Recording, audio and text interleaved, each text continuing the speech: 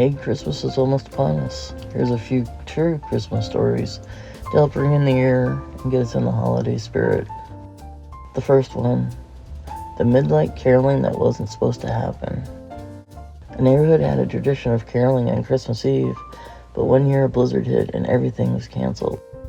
Around 11 p.m., a single teenager who played a trombone in the high school band decided he didn't care about the weather.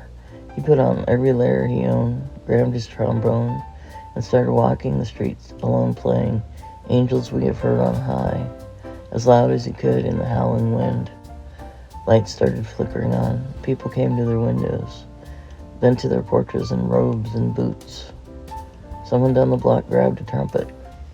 Another neighbor hauled out an old tuba. Within 20 minutes, there was an impromptu 14-piece brass band of half-frozen neighbors stomping through the knee-deep snow, following this kid who refused to let Christmas be silent.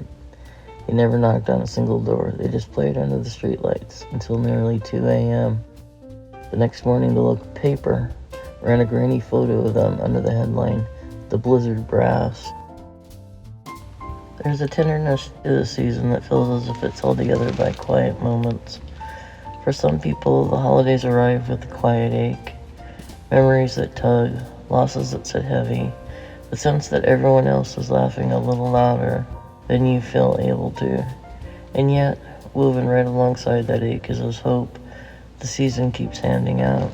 It shows up in small, surprising ways. A smile from a stranger, a kind word, a moment when you realize you're being carried by a community you didn't even know you had. And maybe that's part of what makes this time of year so meaningful. It doesn't demand perfection, it invites presence. Even in the chaos, even in the cold, even when plans fall apart, something in us remembers how to reach out, how to gather, how to let ourselves be gathered.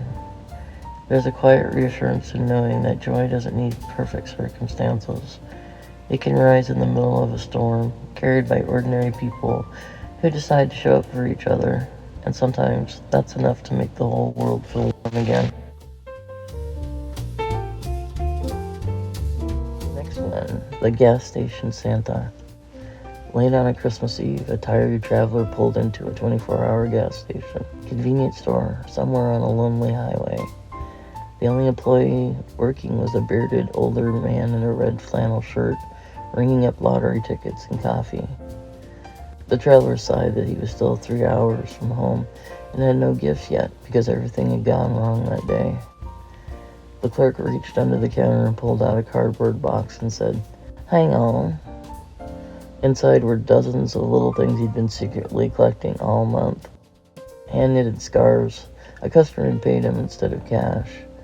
Homemade fudge from a regular. Small toys people had left when they paid for somebody else's gas. Funny mugs, candles, and even a couple of unopened Lego sets someone returned weeks earlier. He let the traveler pick out the presents for everyone on his list and only charged whatever the spare change was in the take a penny tray. When the guy tried to pay real money, the clerk waved him off. Consider it a delivery from the North Pole Southern Branch. Merry Christmas. Now get home safe.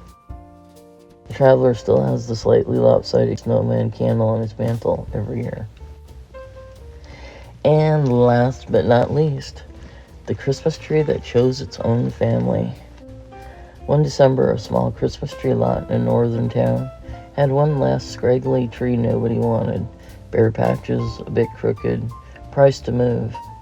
On Christmas Eve afternoon, with the snow starting to fall, a fierce wind gust ripped through the lot. The rope holding that last tree snapped, and the tree rolled end over end down the street like a tumbleweed, bounced off a couple of parked cars, and finally wedged itself perfectly upright against the front door of an apartment building 2 blocks away. The young couple who had lived on the ground floor opened the door, saw this random tree blocking their entrance, and just started laughing. They'd been quietly dreading another year without a tree because money was tight. They dragged it inside, stood it up, and decorated it with popcorn strings and paper snowflakes. The tree guy, when he finally tracked it down, told them to keep it. "Clearly it picked you," he said. I hope these brought a smile to your face. Almost time to celebrate Jesus' birthday, the one who gave us the best gift, new life.